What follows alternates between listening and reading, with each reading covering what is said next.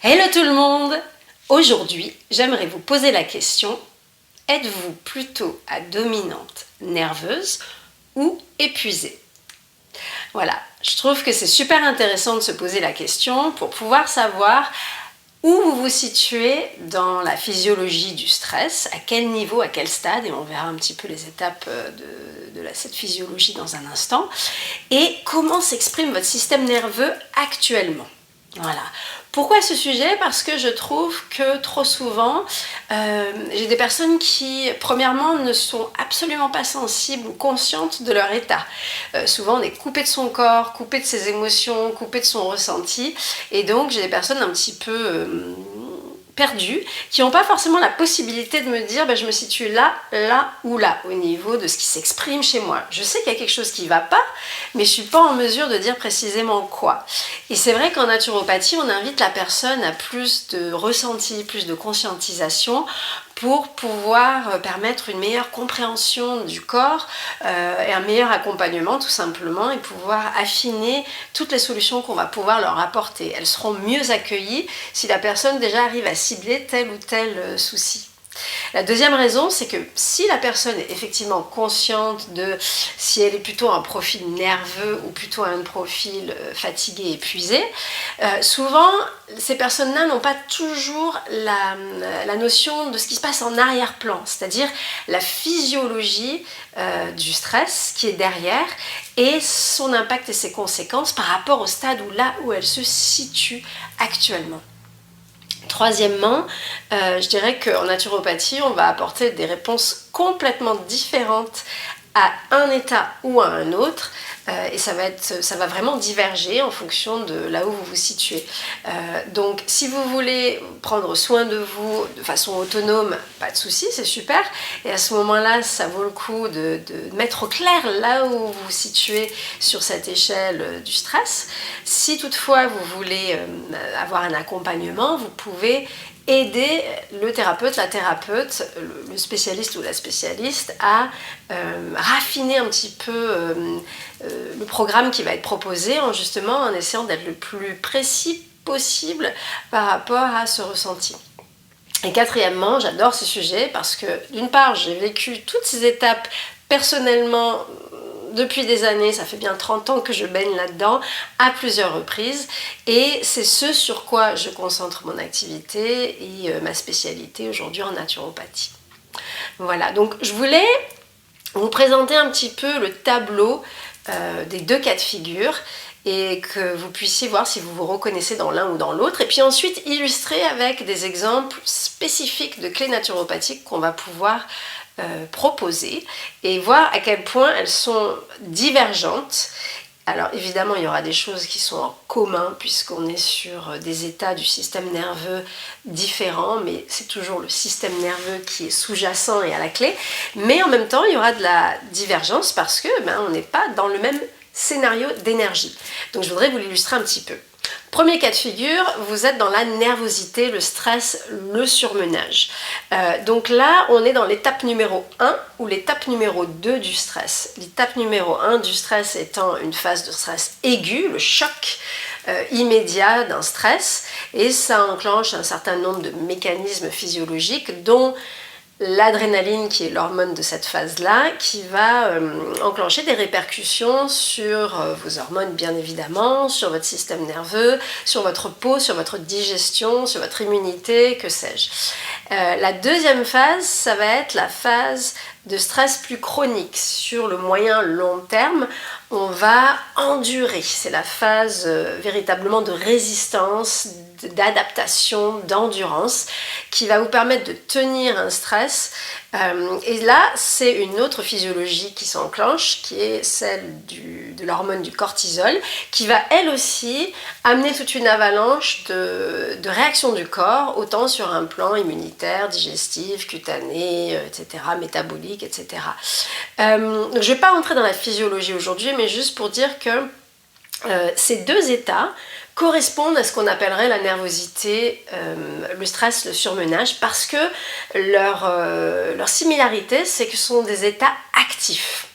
où la personne est toujours dans l'action, elle a toujours entre guillemets suffisamment d'énergie pour aller de l'avant, pas forcément de la bonne façon, mais elle dépense son énergie. Et souvent elle dépense l'énergie en brûlant la chandelle par les deux bouts. Et donc souvent ce que j'entends, c'est je suis sous pression physiquement, mentalement, j'ai la tête sous l'eau, je suis pas suffisamment dans mon corps, je vis pas le moment présent, je fais plein de choses en même temps mais je le temps de rien, j'ai pas assez de temps pour moi, j'ai un plan d'action pour chaque idée, je vis à 10 000 km à l'heure, etc., etc., etc. Donc il va y avoir des répercussions effectivement mentales, aussi physiques. Et dans ce cas de figure-là, le système nerveux qui est enclenché, c'est le système nerveux de l'action qu'on appelle orthosympathique. Donc c'est un système nerveux hyperactif qui va se traduire soit par de l'action permanente, vous savez, la pente qui monte en permanence, avant effectivement un crash, mais pour le moment on est dans on remonte la bobine, ou alors on va avoir les montagnes russes, c'est-à-dire des dépenses d'énergie et puis des petits affaissements, des dépenses d'énergie et puis un petit peu de fatigue. Mais on a toujours la possibilité de repartir après ces micro-crashs et on va retrouver donc ces dents de scie, c'est comme ça qu'on les appelle, qui sont typiques de ce système nerveux orthosympathique, soit continu, soit en dents de scie. Dans tous les cas, il y a toujours de l'action.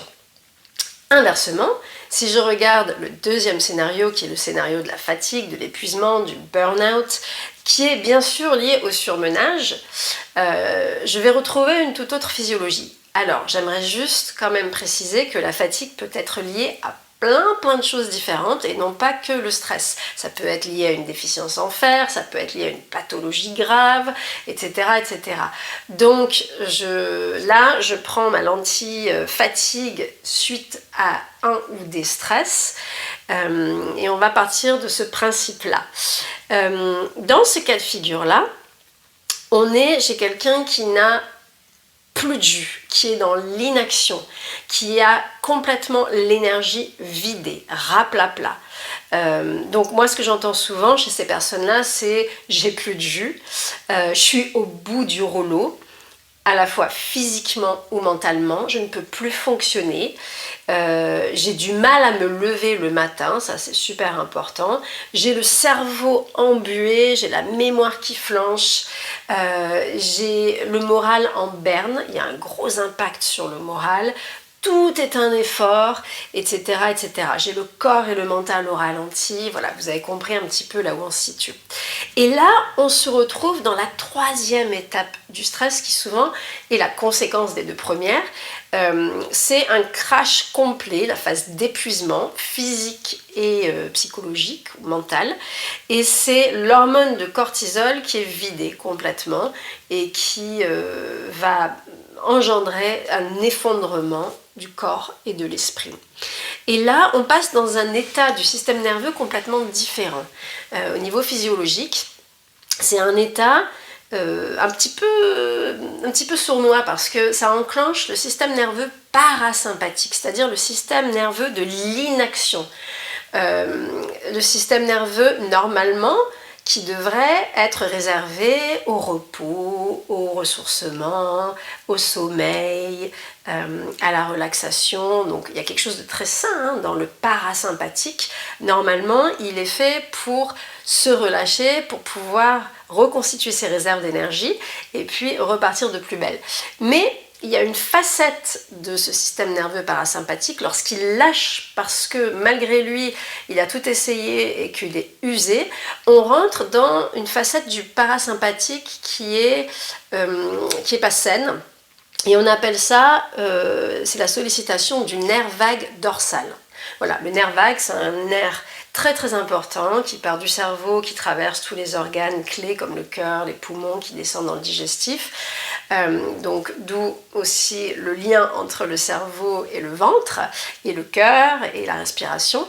Et ce nerf vague, il a deux possibilités. Soit il s'enclenche en mode ventral, c'est-à-dire ce que je vous souhaite un jour peut-être, je vous souhaite au quotidien, c'est-à-dire vraiment la partie doigt de pied en éventail, je me relaxe, je dors, je fais la sieste, je reconstitue mes réserves d'énergie. Ça c'est le nerf vague ventral. Et puis il y a une autre expression qui est le nerf vague dorsal. Et là, moi j'aime bien utiliser l'image de la personne qui se recroqueville comme ça et qui courbe le dos parce qu'elle est en position tout simplement quel est le mot que je cherche, de fragilité en fait. Et dans ces cas-là, on n'est pas dans une bonne expression du parasympathique. Et on est vraiment dans une énergie qui est descendue, mais souvent qui crache d'un coup. Et c'est la raison pour laquelle les personnes, d'un jour à l'autre, ne peuvent plus se lever le matin et ne peuvent plus fonctionner ni physiquement, ni mentalement. Et quand je dis mentalement, c'est de façon cognitive ou de façon même émotionnelle. Je veux dire, il y a le moral qui flanche au point de créer des déprimes, voire des dépressions. Donc moralité, je trouvais ça important de pouvoir vous situer sur ces 3 étapes et aussi de prêter attention à votre ressenti par rapport à vos sensations physiques et à ce que vous pouvez observer chez vous en termes d'émotions et de pensée, parce que les clés naturelles de bien-être qu'on va pouvoir apporter à ces 2 états sont en général complètement différentes. Même s'il y a un socle commun, puisque comme je vous le disais, on va essayer de nourrir votre système nerveux un maximum, et j'entends par là le câblage de nerfs dans votre corps, donc au niveau physique, mais aussi votre esprit. Donc il y aura un socle commun de recettes, remèdes, rituels. Mais là, j'aimerais illustrer comment ils vont diverger, comment ils peuvent éventuellement se compléter. Et voilà, si vous n'êtes pas au clair par rapport à là où vous êtes, forcément, on ne va pas utiliser les bonnes solutions, surtout si vous êtes en recherche d'autonomie par rapport à ça. Donc, pour le premier cas de figure, c'est-à-dire être nerveusement actif, stressé, surmené. L'objectif, ça va être, la stratégie si vous voulez, ça va être de calmer, d'apaiser, de redescendre, ralentir, de ressourcer, descendre l'énergie dans le corps, dans l'esprit, et aussi de descendre l'inflammation, parce que l'inflammation va s'inviter dans toutes ces étapes.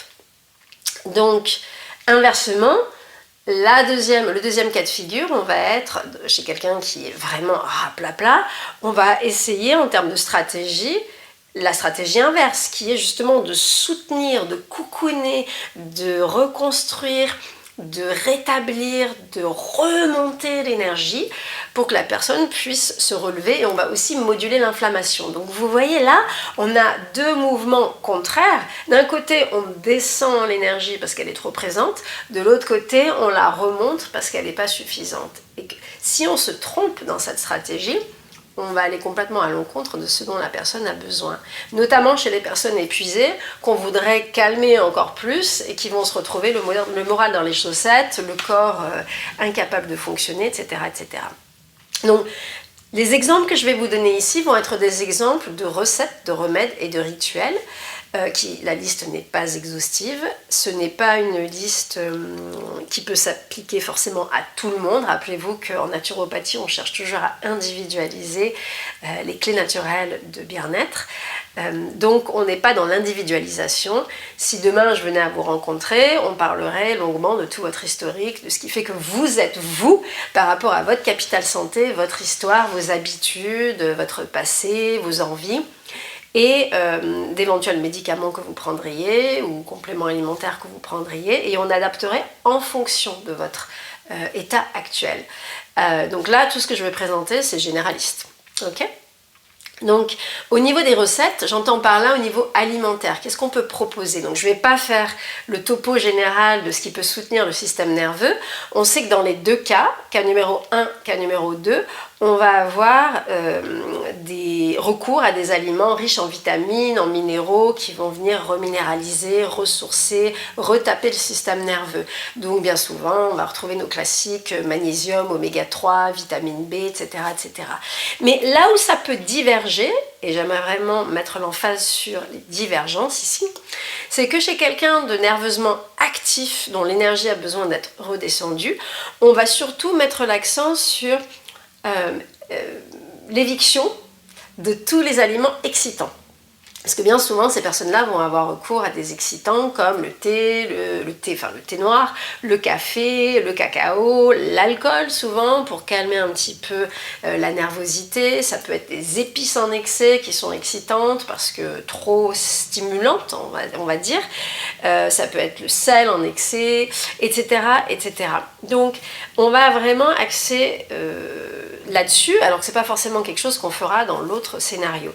De la même façon, pour les personnes nerveusement actives, on va aussi beaucoup mettre l'emphase sur une alimentation non acidifiante. S'il y a de l'action en excès, il y a du feu, il y a du rouge, il y a de la chaleur, il y a un excès d'activité et l'acidité va pas aider ce niveau d'irritation-là. De toute façon, l'acidité en excès n'est bonne pour personne. Donc on va vraiment faire en sorte que la personne évite tous les aliments acidifiants, pas forcément acides au goût, mais acidifiants à l'intérieur du corps, et s'oriente plutôt vers une alimentation plus alcaline et tout particulièrement riche en végétaux. Voilà, là ce sont des exemples. A l'inverse, pour le cas numéro 2, on va retrouver quelqu'un de vraiment raplapla qui n'a plus d'énergie pour quoi que ce soit. Donc la priorité, en dehors du fait qu'on va vraiment axer sur des aliments qui nourrissent le système nerveux, on va vraiment mettre la priorité sur des choses faciles à ingérer. Donc des choses qui ne vont pas entamer le capital d'énergie, le peu d'énergie qui reste à ces personnes-là.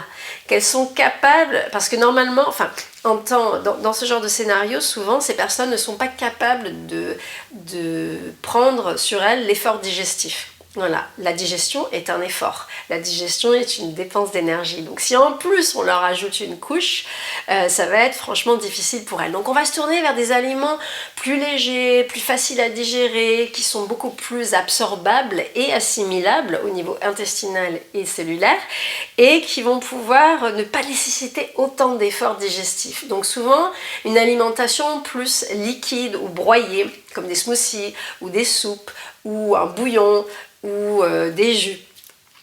Donc ça c'est super important d'avoir affaire à ça. Après on fera un gros travail sur l'intestin, encore plus que dans la période précédente, sauf si l'état précédent des personnes avaient des gros troubles digestifs, parce que on sait que l'intestin est le deuxième cerveau, donc on a vraiment besoin de cocooner le siège de la création de beaucoup de nos neurohormones qui se trouvent dans l'intestin. Donc on va favoriser beaucoup de chlorophylle pour assainir un petit peu le milieu intestinal, des probiotiques naturels comme le kéfir, le kombucha, pour justement soutenir la flore bactérienne.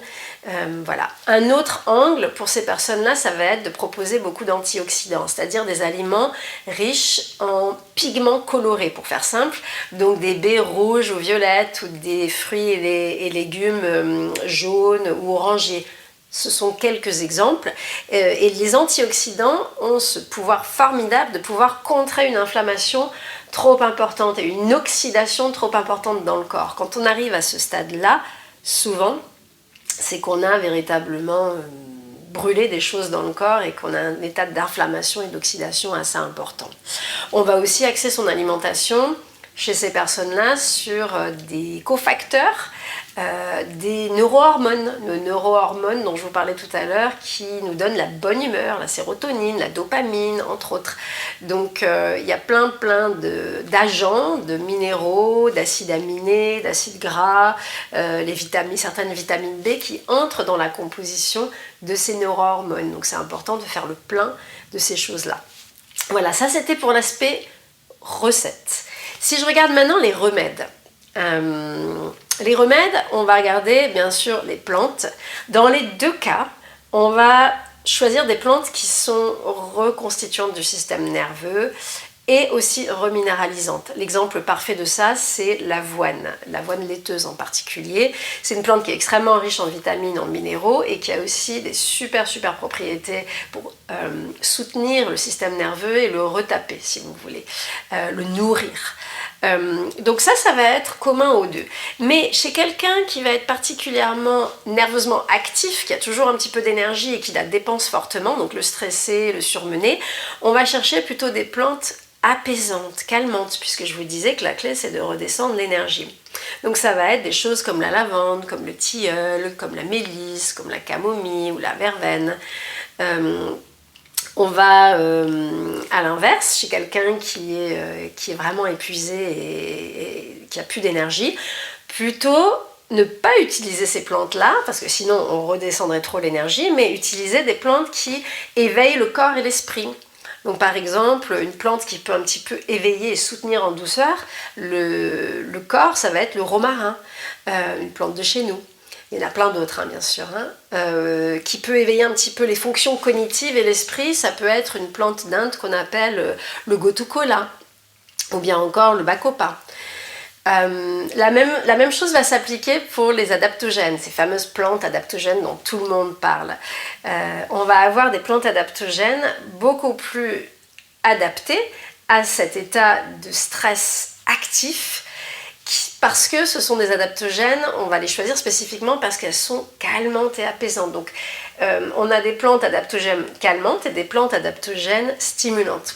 Évidemment, pour le premier cas de figure, on va utiliser des plantes calmantes, adaptogènes, comme l'ashwagandha par exemple. Alors que pour le cas de figure épuisement total, burn-out, on va utiliser des adaptogènes plus stimulantes qui vont remonter le niveau d'énergie, comme le ginseng par exemple. Qu'est-ce que je peux vous dire d'autre ?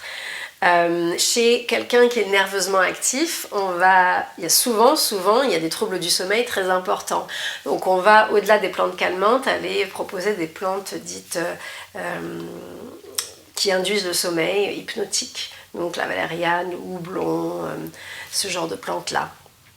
Alors qu'on ne va absolument pas avoir besoin de ça pour l'autre cas de figure, parce que les personnes sont tellement fatiguées qu'elles font appel naturellement au sommeil, sans avoir vraiment besoin de faire un effort, de prendre ce remède. Par contre, ces autres personnes vont avoir besoin peut-être de soutien du moral, donc des plantes qui vont aider la déprime, la dépression, comme le millepertuis, le safran, le basilic sacré, ce genre de choses. Voilà, je pense avoir fait un petit peu le tour de la question au niveau des remèdes. Je dirais juste que quand il y a des signes ou des ressentis annexes, comme par exemple un foie qui peut être un petit peu impacté par le stress, on ne va pas avoir la même approche non plus. Chez quelqu'un qui a encore de l'énergie, on peut s'autoriser à drainer le foie. Donc avec des plantes comme le pissenlit, alors que chez quelqu'un qui est complètement raplapla, il est hors de question de drainer son foie, puisqu'elle n'a pas l'énergie de pouvoir supporter quelque chose d'aussi... qui met en mouvement la physiologie du corps de façon aussi importante. Donc on va plutôt soutenir le foie, le coucouner, et auquel cas on va utiliser des plantes comme le chardon-marie. Au niveau de l'aromathérapie, c'est une autre forme de remède, ça va être pareil. Je vais utiliser chez les personnes nerveuses surmenées en olfaction, j'insiste bien en olfaction, puisque ça envoie déjà un superbe message au cerveau. En olfaction, chez les personnes surmenées activement, je vais leur proposer plutôt des huiles essentielles dont l'odeur calme le bulbe olfactif et donc envoie un message au cerveau limbique de s'apaiser. Donc ça va être vrai de beaucoup de fleurs, comme la lavande, comme la camomille, comme l'ylang-ylang par exemple. Ça va être vrai de certains agrumes doux, comme l'orange amère ou la mandarine.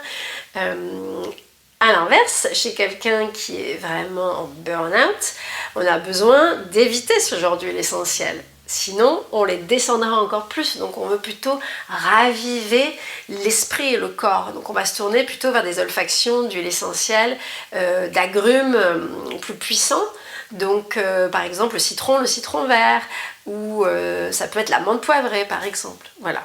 Évidemment, il peut y avoir des contre-indications selon les personnes, mais là je parle d'olfaction. Et au niveau des compléments alimentaires, bon, il y a 1000 autres remèdes possibles, mais chez les compléments alimentaires, on va regarder chez la personne vraiment nerveuse, si elle a des troubles du sommeil, plutôt des compléments alimentaires en lien avec l'induction du sommeil, comme le CBD par exemple. Alors que chez d'autres personnes, on va regarder plutôt des compléments alimentaires ou des super aliments qui vont ressourcer l'énergie, comme la gelée royale, voilà, qu'on prend souvent pour des coups de pompe.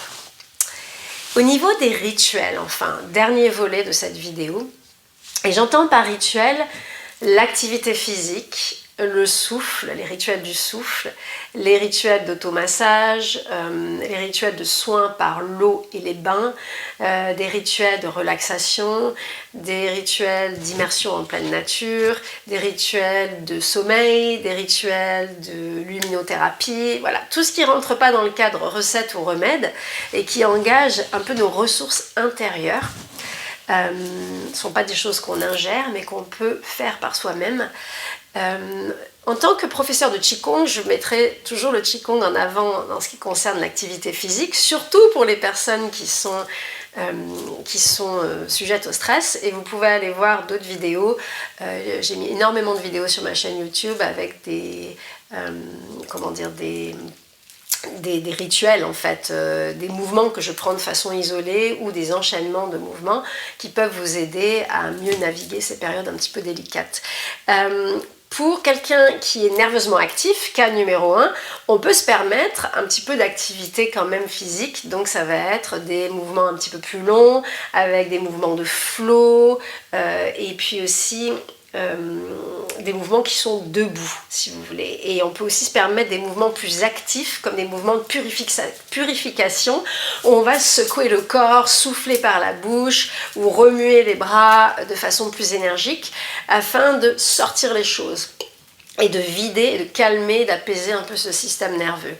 On peut aussi servir beaucoup de travail avec les sons, les vibrations et les émotions. Donc on peut être plus actif. Chez quelqu'un qui est dans le cas numéro 2, on ne va pas pouvoir se permettre autant d'activité physique. Donc on va être plutôt sur des pratiques assises ou des pratiques de statique. La posture de l'arbre en Qigong est très connue pour ça. Et pour autant, on va quand même reconstituer son capital d'énergie en étant dans des postures statiques. C'est ça la magie de ces mouvements-là.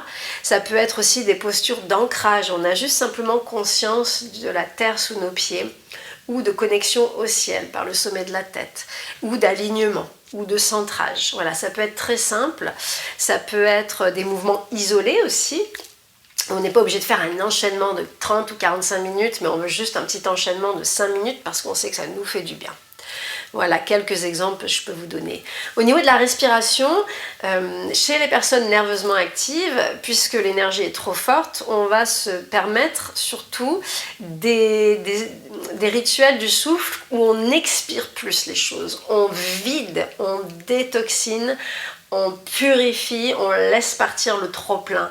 Donc là, il y a toutes les respirations possibles et imaginables. Moi, je connais des centaines qui permettent, soit par le souffle pur, soit par le souffle et le son, soit par le souffle, l'intention et le geste, de pousser au dehors certaines pensées, certaines émotions, certaines tensions physiques, avec comme base la respiration. À l'inverse, chez quelqu'un qui est dans un scénario d'épuisement total, on va plutôt axer son attention sur l'inverse, c'est-à-dire sur l'inspire, tout ce qui va pouvoir ramener, remplir, reconstituer le capital d'énergie manquant, si vous voulez refaire le plein dans les coffres, quoi. Voilà, tout simplement.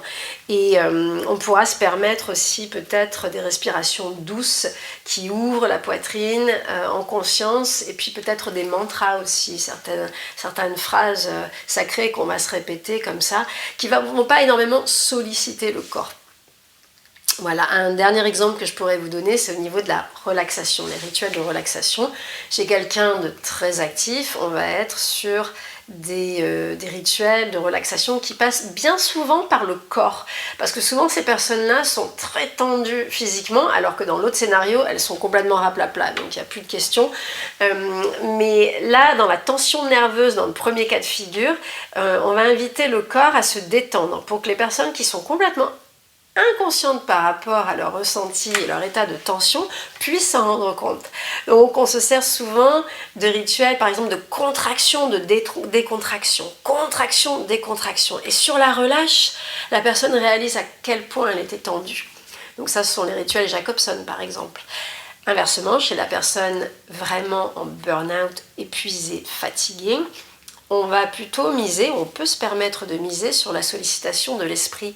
Parce qu'elles sont de toute façon fatiguées physiquement, on peut les inviter à un voyage, comme un rêve éveillé dans la nature par exemple, où elles vont se faire plaisir, imaginer un beau paysage et puis cheminer à travers ce paysage et avoir un rituel de relaxation qui sollicite plus l'imaginaire, le cerveau droit, le mental entre guillemets, alors que c'est pas forcément quelque chose qu'on va mettre en avant chez les personnes physiquement actives et nerveuses parce qu'elles ont vraiment besoin de détendre leur corps. Et bien souvent, au niveau mental, elles basculent dans le cerveau pensant. Elles vont commencer à faire des listes de choses, à ressasser le passé, projeter toutes les listes de choses qu'elles ont à faire à l'avenir. Donc voilà, on évite un petit peu le mental, sauf si ça fait du bien à la personne, bien sûr. Mais pour expliquer un petit peu ce distinguo. Et enfin, au niveau des rituels du sommeil, quelqu'un qui est dans le premier cas de figure dans un souci de nervosité intense physique et mentale et qui a du mal à décrocher et à se laisser partir et sombrer dans le sommeil et dans le rêve, on va là aussi utiliser beaucoup de rituels du sommeil, de rituels du soir, de rituels du coucher. On peut utiliser des contractions, des décontractions, on peut utiliser des bâillements forcés. On peut utiliser des bains de pieds chauds par exemple pour vraiment réengager le corps dans cette recherche de lâcher prise. Chez quelqu'un qui est dans le scénario numéro 2, c'est-à-dire vraiment d'une chute d'énergie totale, eh bien il y aura moins la place pour les rituels du sommeil puisque naturellement le sommeil se présente à ces personnes comme étant la solution par défaut. Elle s'impose à lui, à eux. À elle, pardon. Le sommeil s'impose parce que c'est la réponse naturelle du corps chez les personnes en burn-out, en burn-in, en dépression, en déprime. C'est l'intelligence du corps humain qui dit c'est plus possible, on ne peut plus continuer comme ça, il faut dormir. Dormir pour reconstituer ses réserves d'énergie, mais aussi son immunité, tous ses agents immunitaires, pour bien détoxiner le corps pendant le sommeil, pour bien reconstituer tous les stocks de neurohormones qui se construisent bien souvent la nuit, etc., etc. Voilà. Donc, il y aurait 1000 autres exemples à vous donner, mais j'aimerais pas que la vidéo dure beaucoup plus longtemps. Je vous invite seulement à essayer de voir où vous pensez être aujourd'hui, comment s'exprime votre système nerveux.